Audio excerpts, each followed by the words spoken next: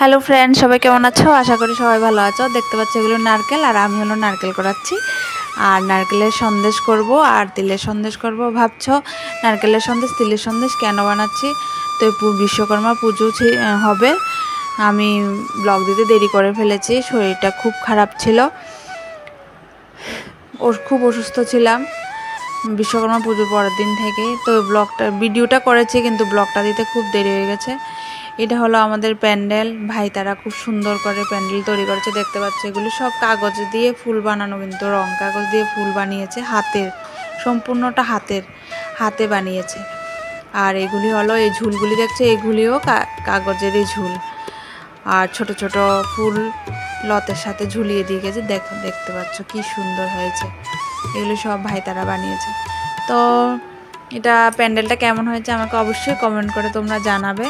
আর আমার সব ফ্রেন্ডদেরকে বলবো যে আমার ভিডিওটা দেরিতে দেওয়ার কারণে তোমরা আমাকে খারাপ পাবে না। আমি অনেক বেশি দেরি করে ফেলেছি ভিডিওটা দিতে, শরীরটা ভালো ছিল না, তাই দিতে দেরি হয়ে গেছে। আশা রাখবো সব ফ্রেন্ডদের কাছে যে আমার ভিডিওটা দেখবে এবং আমাকে উৎসাহ করবে পরবর্তী ভিডিও বানানোর জন্য। তো আমাদের এখানে নিয়ম আছে, গঙ্গা মানাতে হয়।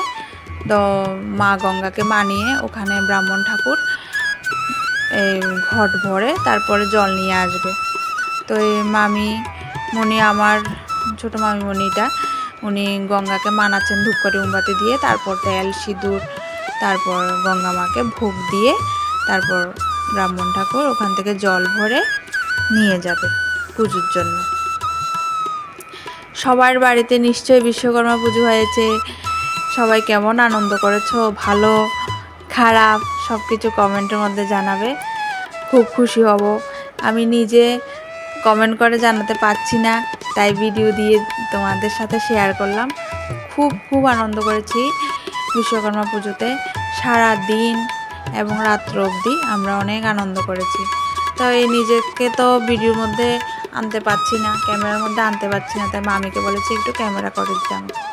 তো দেখতে পাচ্ছ আমরা বাড়িতে চলে এসেছি, সব কিছু রেডি ছিল। ঠাকুরমশাইও পুজো করে নিয়েছে, অর্ধেক হয়ে গেছে। আর এখন ঠাকুরমশাই যজ্ঞের আয়োজন করছে, আর আমরা বসে বসে পুজোর আনন্দ নিচ্ছি। সবাই বারান্দাতে বসে আছি, পুজোটাও বারান্দাতে হচ্ছে। খুব বৃষ্টির কারণে উঠোনে প্যান্ডেল করা হয়নি, তো এই জন্য বারান্দাতেই প্যান্ডেল হয়েছে। আমরা সবাই বারান্দাতে বসে আনন্দ উপভোগ করছি, আর অনেক গল্প করছি সবাই মিলে। আর এদিকে ঠাকুরমশাই করছে, যজ্ঞের আয়োজন করছে। এরপরে যজ্ঞ শেষ হলে আমরা অঞ্জলি দেব।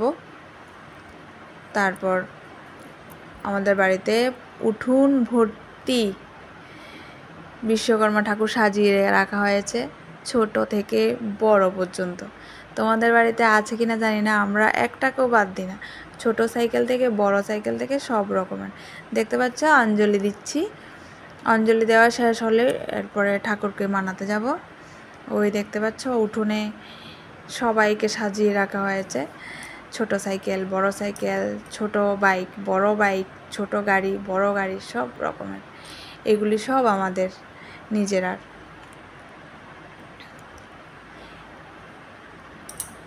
সবগুলিকে মানিয়ে তারপরে যাব। বড় দুটো ট্রাক এসেছে আমাদের এখানে, এগুলি আমাদের বাড়ির পাশেরই। তো এগুলিকেও